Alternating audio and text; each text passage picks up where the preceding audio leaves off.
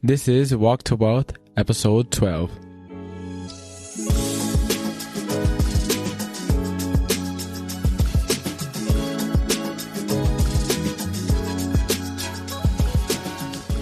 My name is John Mendez, and I am your host. Welcome to Walk to Wealth, where I motivate and inspire people new to the world of personal finance by letting you all in behind the scenes of someone who's still on his way. Welcome, guys, to the Walk to Wealth podcast. Today we have a super amazing guest. Throughout this two-part interview, we're going to be going over, your freedom and getting your time back. We're going to talk about, identifying what you're really looking to get out of real estate, sacrificing, creating your own schedule, finding the value in systems and teams, flipping homes, wholesaling, all that jazz. So without further ado, let's get right into it. Welcome, everyone, to today's episode of the Walk to Wealth podcast. Today, we have a special guest here. We have a good friend of mine, Gary. Gary, for anyone that may not know you, tell us a little bit about yourself. What's your elevator pitch? How's it going, man? Thanks for having me on the show. I appreciate it. So basically, long story short, I'm from Madison, Connecticut, small town up on the coast. After college, I moved to Las Vegas. I saw that properties are really cheap out there, so I went out there and bought my first property. And I kind of fell in love with real estate after that. I was like, this is probably the quickest way to get to wealth, get to where, really where I wanted to be. And, I just realized your 9-to-5 job, your typical job, corporate job everyone does when they get out of college, just isn't going to, it's not going to cut it. It's not going to cut it. So I did what I wanted to do and kind of took the leap of faith.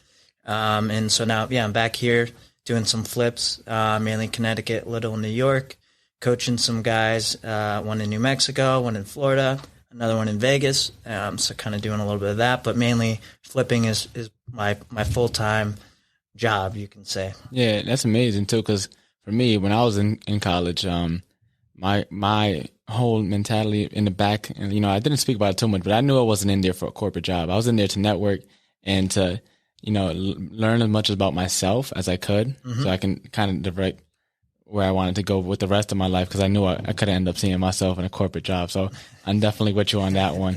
And so you kind of touched about it briefly, but go a little bit more in depth. You tell us about your walk to wealth, how you got to where you are exactly. I know you mentioned, after college you left to Las Vegas because you saw properties were cheaper. Go a little bit more in depth about your walk and how that all happened, the process, your mindset while you were in it and stuff. Yeah. Sure. So, I guess it started, I was in college, and my buddies and I, we rented a house. There were 6 bedrooms. We each paid $600 a piece to live in this house. Yeah. And, the house was what, $200,000? And we're like, hold on. So if this lady's mortgage is $1,200 and she's getting $3,600, this lady's making $2,400, over $2,000 a month just us college kids living there. And I was like, this lady's onto something. So I kept that in the back of my head. And after graduating, that's kind of when I was kind of lost, honestly. I sold some, I worked for a solar company doing some sales for them. And, I just didn't really know what I really wanted to do. I just know I wanted to get into real estate somehow. And, so I moved, so I was like, you know what? I saw this houses out in Vegas. They were cheap. And so I moved out there. I had $1,200 in my bank account. Yeah. So how if I interrupt a little bit, how was that, making that leap of faith and taking that flight, did that $1,200 include the flight? I drove. So I packed up all my stuff, fit it in one car, my little Volkswagen Jetta, and I moved across. So I remember I flew out there in July. I was out there for 4 days. I interviewed with one company or whatever, just to have a, a job starting out. Yeah. And, I was out there for 4 days. I was like, you know what? Screw it. Let's go. So I got back a month later, even less. I was like, hey, Mom, Dad, I'm going out to Vegas. They're like, oh no, no one can live in Vegas, because if you think about it, right? Sin City, right? Everyone knows Vegas has this place everyone goes to parties, gambles, does all this stuff. But for me, I was locked in. I was like, I'm going out there to start my career. This is how I'm going to get to where I want to be.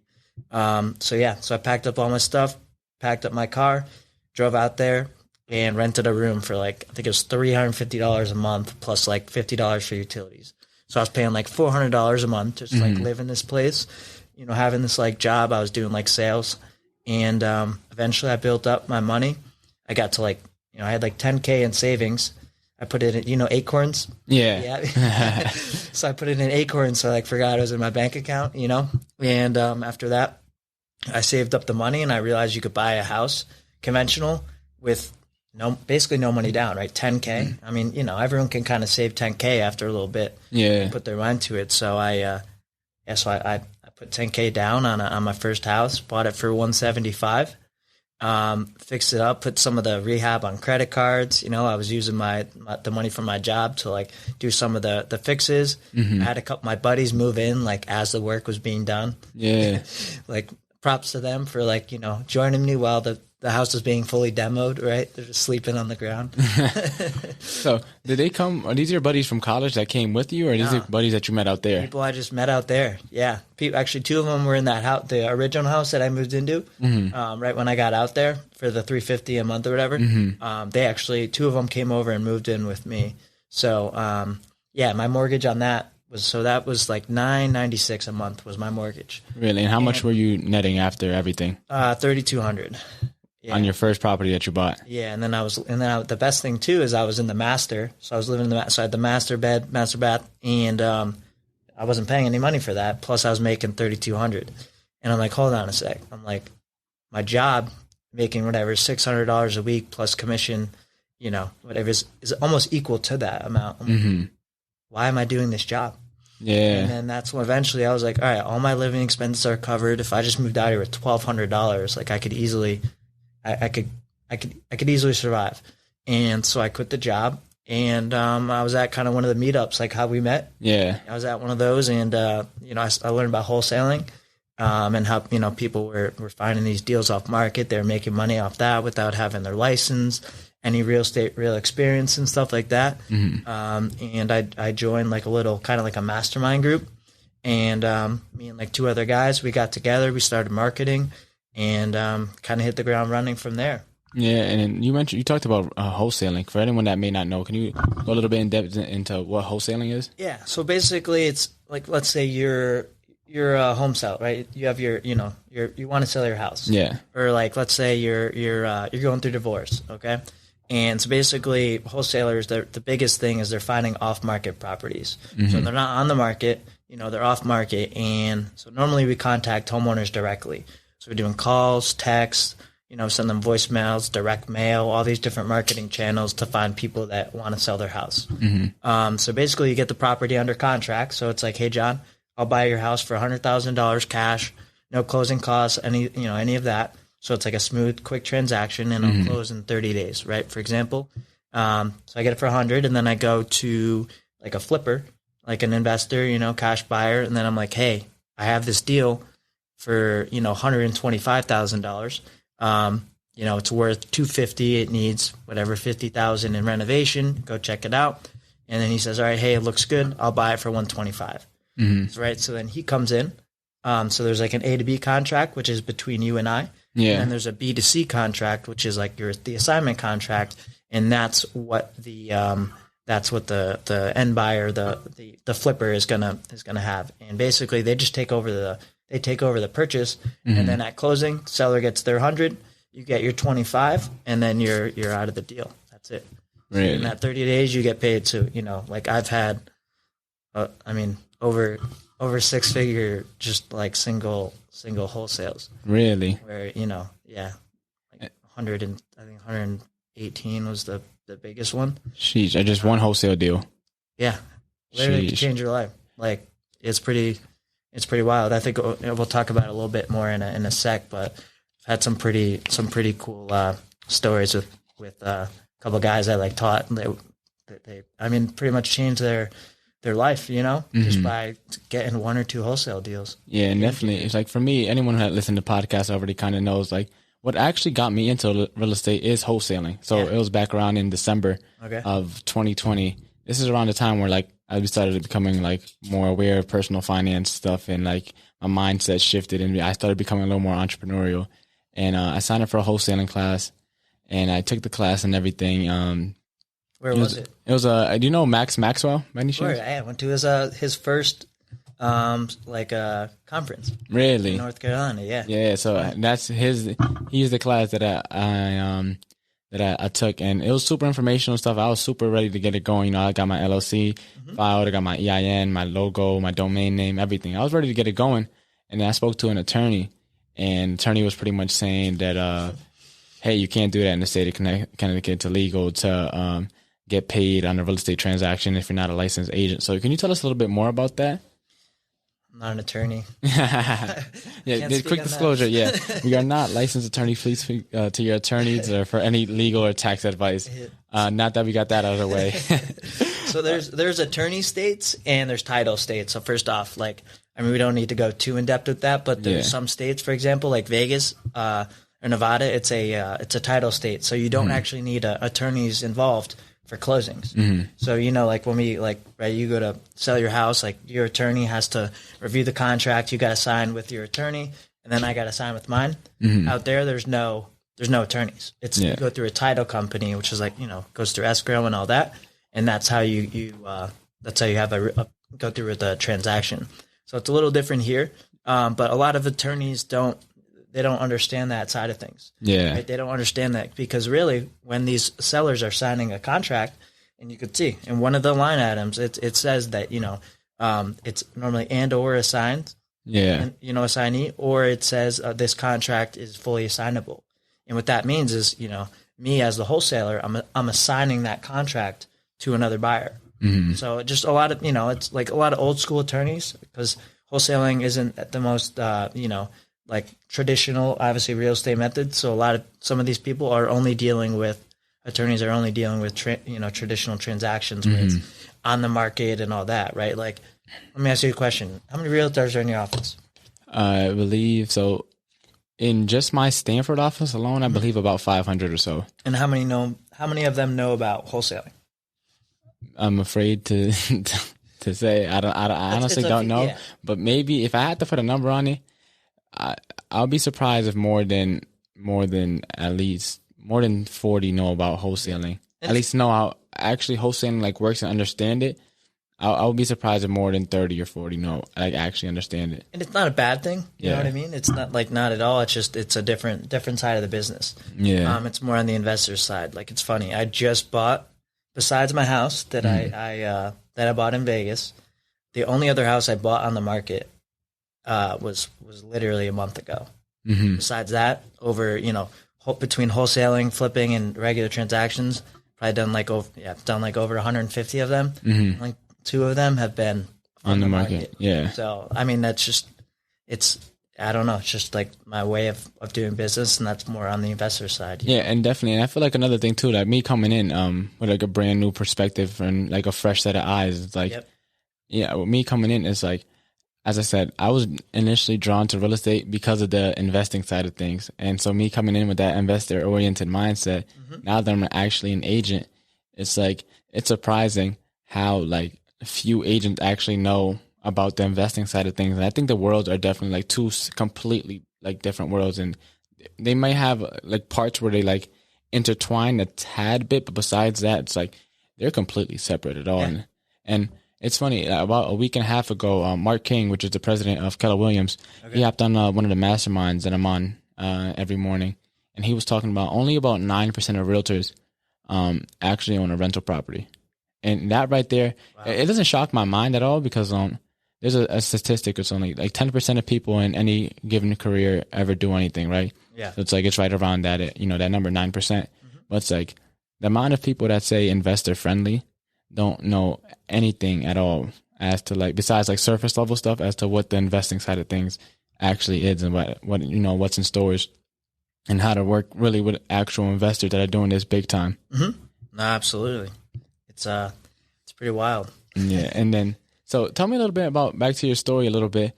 What were you looking to get out of real estate? I know you said that landlord, she was making a lot of money, and that kind of got your mind set on kind of doing the real estate stuff. But what were you looking to get out of it? Honestly, man, I remember when I would write down goals, right? In college, whatever, you're right? It's the classic question. Where do you want to be in a year? Where do you want to be in 3 years? Where do you want to be in 5 years? And you're doing all that. And honestly, like at first my goal was, okay, I want to make $10,000 a month passively, for example, right? So at that point, I was trying to passively make income, doing wholesales, and then using that money to buy rentals. Okay. And then I started buying a bunch of rentals, for example. So I started in Vegas, right? And then I was virtually wholesaling and marketing in Columbus, Ohio. So I was buying a bunch of properties there. And then I think the most I had at one time was like 27 doors. So I was up to 27 doors in Ohio. And I was making like $7,000-8,000 a month. And then that's when I was like, you know what? I was like, I'm not gonna do this anymore. I'm not gonna wholesale. I'm not gonna flip. I'm just gonna live off the rental income, and and I'm just gonna like travel, right? So I was like, I just want freedom. I want to travel because freedom is really ultimately like what the end goal, and I'll be all right. That's the end goal, yeah. So I did that, and I traveled. I went around Europe for like a month. I was traveling around like the U.S., like just taking like road trips around the country. Like I did like 3 road trips around, and I probably did like 3 months of just kind of like just like living, and then honestly, even after that, it kind of got like boring. Yeah, right. It's like being retired. Yeah, exactly. You could only golf so many times in a in a week, and you just kind of chill out. And so I kind of got bored of it, and then I started having issues with tenants. I had tenants that weren't paying, evictions, and then COVID happened. You know what happened with all of that. Yeah. People not paying. So, and then I realized like it's the monthly, the doors. Yeah. Everyone talks about bigger pockets and all these places about having all these doors. It's not really about like a number. That's, I don't know, for me, like I realized like, wow, that's like, I self-reflected and I was like, that was more of like an ego thing, right? Like, yeah. I want 25 doors. I'm going to get to 100 doors. And then it's like, well, that doesn't really matter because you could have 100 doors and be miserable and have like the biggest headaches going on in your life. Yeah. And is that really what you want? Do you really want the 100 doors, or is it more of you got to go back to the freedom thing or the time thing and all of that? So that's when I really realized that it was more about the freedom and and just having like the flexibility of time, because that's really what we're going for, or me at least. Definitely. I want to touch a little bit upon that too, because I don't really get too philosophical on this podcast, but philosophy always kind of intrigued me a little bit, and I'm not the most philosophical person on earth, but it definitely gets me going. And they talk about like happiness in life, and that you should never chase happiness. And so I kind of came to the idea that chasing happiness is just like any other emotion. It comes and goes. Yeah. So it's kind of as if chasing a ghost, Yeah. You're constantly chasing something that you're never able to be truly able to achieve and sustain, right? It's like what people say is that you should strive to achieve something that's, that's sustaining, has some substance in life that fulfills you. And if happiness comes along the way, excellent. That's the cherry on top. But happiness shouldn't be the thing that you're actually chasing. It should be something that fulfills you that you're chasing. And whatever comes with it, comes with it. But you having that fulfillment is going to be way more satiating than you having that cherry on top, which is that happiness that people tend to, run after. Yeah. And I like that you mentioned like the ego thing with doors and having this many doors, XYZ doors. And it's like, I feel like once you get to a certain point, and people listen to my first interview with Margaret, is like syndications, like things like that, angel investing. I feel like that's where in reality, that's like really the end goal, because that's like even more passive, so you can get even more of your time back. And then that's like when you don't have to have any headaches at all. It doesn't matter how many doors you have. You have a couple businesses that you have money in and that you're invested in, that you don't have to do anything besides like show up maybe once a month. It's like, that's ideal, because that's even more flexibility. And I read the 4-Hour Work Week by Tim Ferriss. Yep. And I was genuinely thinking about it. And it's like, only working 4 hours a week, it's like, how much like purposeful things can you do with your life? Because as you said, after a point in time, it's like, you just kind of like over it, because you're not chasing anything anymore. When you're not, people fail to realize that it's the journey that makes us. And it's like, there's no end journey because you already hit your end goal, whether that's, having a certain amount of monthly income coming in, or a certain amount of doors coming in, or anything like that, or even if it's a certain amount of like dividend stock income that's coming in every quarterly or monthly when they do the distributions. It's like after a certain while, if you're not chasing something, if you're not striving to, achieve something, you get bored. There's nothing to do with your life. It's like, why am I here at this point anymore? Yeah. And traveling only gets so much. It's like so fun. Yeah, no, exactly. And I think also as well as like tangible items, right? Yeah. Like for example, like, all right, you want the car, right? It's like, I just want, I want I want the newest Corvette, or I want the Lamborghini or all that, right? And then you're like, all right, I want my own house, right? Because you're renting. You're like, all right, I want my own house. Then I want to buy a condo in Florida, so I have a place in Florida I could go when it's cold out, And then it's like, you start getting these places and stuff. You start, getting these things, and then it's always, what now? What's next, right? And it's like, you could just drive yourself crazy, like thinking like that. And same thing. Like ultimately, it's not going to fulfill you. You're always going to still have that emptiness inside, and that's why I think like I see my, well, I won't talk bad about him, but like my roommate, for example. Okay, he's a good friend from home. I love him. He is an engineer. He's a civil engineer. Okay, and he works on like water mains. They're doing like all the water lines all around Connecticut. Okay. So he has to wake up sometimes. He'll wake up at 5 a.m. He'll go to a site. He'll get back at 6 or 7 p.m. Right? Then he has to wait, go through it. Same thing. Wake up at 5 a.m. And then sometimes it's like, all right, we have to do this job in Greenwich. We could only do it overnight. He's going in at 11 o'clock at night, working till 8 a.m. And he's kind of miserable, to be honest, doing that. And that's when I really realized the value of time. I see these people that have these structured, scheduled jobs that they have to go to when, people like ourselves, we have the opportunity to, and you're already seeing it, I'm sure. It's like you have the opportunity and the flexibility to do whatever you want when you want, right? All right, it's like it was nice out on Friday. It was 60 degrees. It's like, you know what? I'm gonna go golf 18 holes. Like, let's go. Yeah, it's nice, I could do whatever I have to do later. It's like, all right, get done your couple things, your 3 main tasks. You got to get them done in the morning, and then go enjoy yourself. Or it's like, all right, you got to bed late. It's 12 o'clock. Like, I'll be honest, I will sleep 8 hours no matter what. Yeah. Like, whatever time I go to bed, I will wake up like 8 hours later. It's just, that's what my body needs with, rest and the gym and all that, just for mental ability. That's what I need. So I really appreciate that flexibility to do that. And that's why I really after looking at it and kind of being in the business and just like experiencing it all, I think that the time is by far the most valuable asset. And, that's really what I just strive for now on a regular basis. Yeah, there we go. I wanted to hit one of those, but yeah, I think one of the big things that I've found early on is that people who trade their time for money are always going to be in a losing trade. And the reason I always thought that, because time is something that you can never ever get back, no matter how long no matter how much you try, you just can't. And like with money, it's like you blow 100,000 today, you get one wholesale deal, get another 115. That's rare. I know it is rare, but all that time that it took to get there, it's like, that money that you blow, you can blow in a second, and you can also get it right back in a second. With time, it's like it'll never come back. So it's like kind of as if you're trading gold for silver. Yep. And because people give you a lot of silver, they may think that it outvalues the gold, but it's like once the gold is gone, the gold is gone. Yeah. And so, and then money can always be printed. There'll always be more of it. So it's like you're trading something that's replaceable for something that isn't.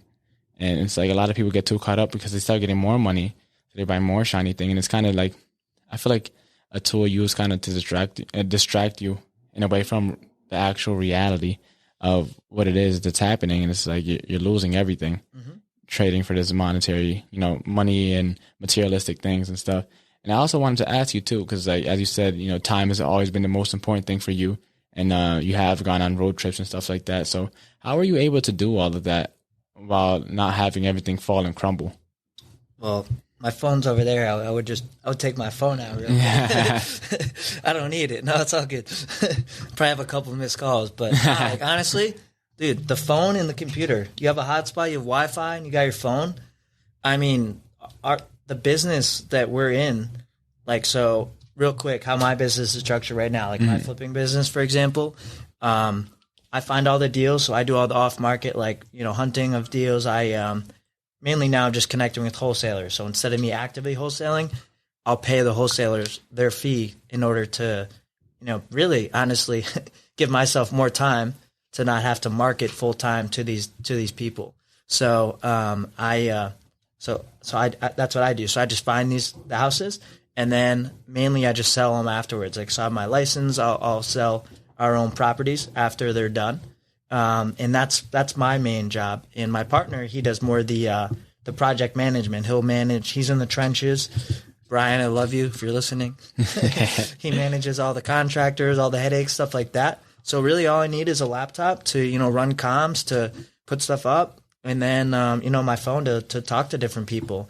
And then you just hire out what you want to hire out, right? Like as an agent, I don't want to go take pictures myself, or, you go hire a photographer. I don't want to go put the lockbox on the house. So you pay $50 to go have someone put the lockbox on, so you start outsourcing different stuff like that, and it frees up your time more. So that's and then I have like a virtual assistant that'll she writes up all my contracts and stuff, because I hate paperwork. So, so you start doing stuff like that, and then you spend more time doing what you want. So I like to travel at least besides the past, whatever, a year ago. I couldn't really do it as much because of COVID, but I like to go at least somewhere once a month, travel around, and then, if more, great. Yeah. So. That is it for part 1 of the interview. Make sure to tune back in next episode to hear the rest of what Gary had to say. Thank you guys for tuning in to today's episode. Again, I am your host, John Mendez. You can find me at JohnMendez_Realtor and at Walk to Wealth on Instagram.